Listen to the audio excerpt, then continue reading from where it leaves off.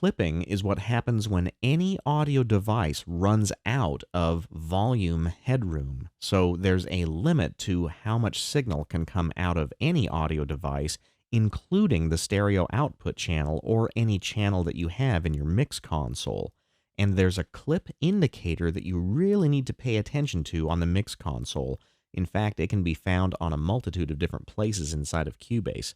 One place is actually in the project window, so I'm going to type F3 to get back to our project window and take a look at the stereo output on our transport panel. And the clip indicator is right here at the very top of that meter, so I'm going to press play and let's see if we get any clipping.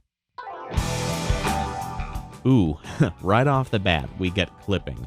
And this is something that I see with a lot of my clients' projects as well.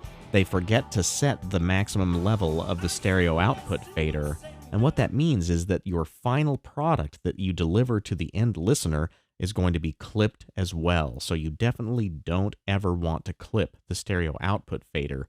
I mean, you can during the recording process and during the mix process, but as soon as you get to a point where you're going to mix the project down, you need to make sure that you never see that clip indicator. And I'm going to show you a few different techniques to keep that from happening. So now I'm going to go back to our mix console by typing F3, and you'll notice that right here above the name of the stereo output channel is the other clip indicator. This clip indicator is red, which means that the master fader is set too high. Or there are a couple of other ways that you can change the level of the stereo output channel, and I'll show those to you in a moment. So first, it's a good idea to start turning down the stereo output fader as you're working on your project, and that way you'll get the stereo output fader set at its highest possible level without clipping, and you won't have to worry about it so much at this particular point in the project, which is mixing down. So now that I've got that set, let's press play and see if that light ever comes on. See, it's still coming on, and in fact right now this VU meter shows us that it has now exceeded 0 dB on the stereo output channel, which is the maximum headroom. 0 dB is the maximum headroom of a digital device. And so what we want to do is take this value showing up on the VU meter and remove that same value from the stereo output channel. You'll see it now has jumped up to 2.2 dB above 0, so it is clipping. So I'm going to bring the stereo master fader down a little bit. Wow, right there it really jumped up.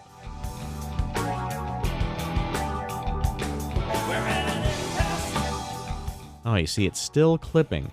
And this is the problem that a lot of people have, is that they start to turn down the stereo output fader, and that changes the volume of their mix down and the volume that's going to appear on the MP3 or the audio CD. So I'm going to show you another way to handle that clipping, because the clipping isn't happening constantly. It's only happening on the peaks of the audio file. So I'm going to use a limiter to ramp those off.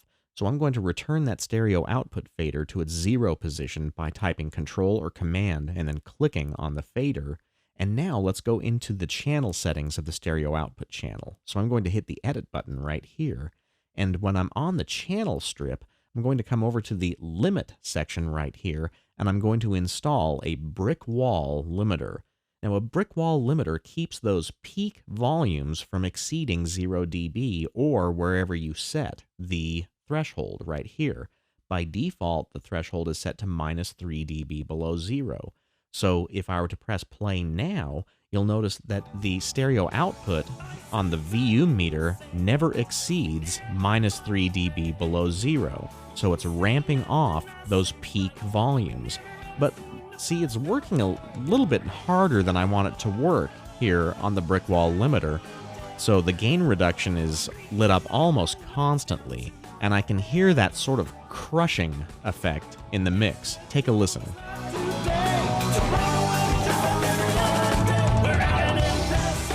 See how it sounds kind of overcooked and like there's too much compression on it? Well, that's because this limiter is working far too hard.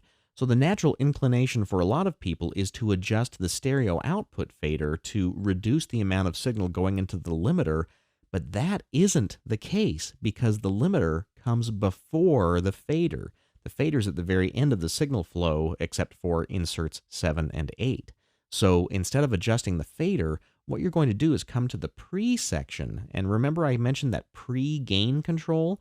This is how much signal is coming into the stereo output channel.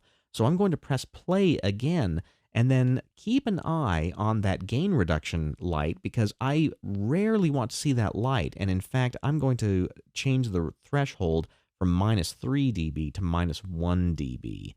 And then I'm going to press play and adjust the pre-gain control so that that light only comes on during the loudest peak volume events. So let's press play and take a listen.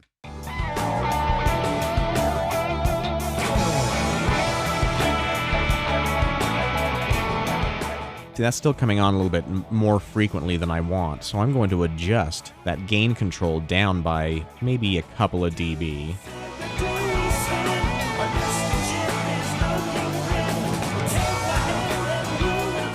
Now when we look at that gain reduction light, it's not coming on nearly as often.